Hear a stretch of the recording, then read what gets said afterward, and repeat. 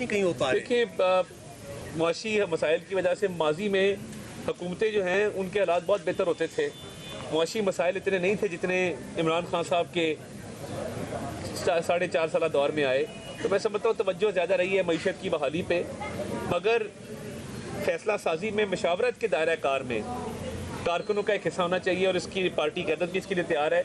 इसके लिए काम करेंगे कि जब फैसला साजी हो, अहम उमूर पे, सियासी उमूर पे गुफ्तगू हो, तो उसमें ऐसे सियासी कारकुन जो पार्टियों के लिए ज़िंदगियाँ लगा देते हैं, और आपने देखा है जिन हालात में वो रहते थे, तो दुनिया के सामने डट जाना, खड़े हो जाना इन हालात के बावजूद, ये बहुत बड़ी हिम्मत की बात होती है। अच्छा भाई, हमने देखा कि ऐसे ऐसे मकामात पर जहाँ पर बहुत सारे लोग नहीं खड़े होते थे, अतीक भाई वहाँ खड़े होते थे, अभी आपने देखा, और ऐसे सियासी कारकुन पाकिस्तान की जमहूरियत की बका के जामिन होते हैं। तो इस बच्चों के लिए, जो अतीक भाई के बच्चे हैं, उनके लिए आपकी हुकूमत क्या करने जा रही है? क्योंकि बच्चे छोटे हैं, ज़ाहिर उनकी परवरिश, उनकी तालीम।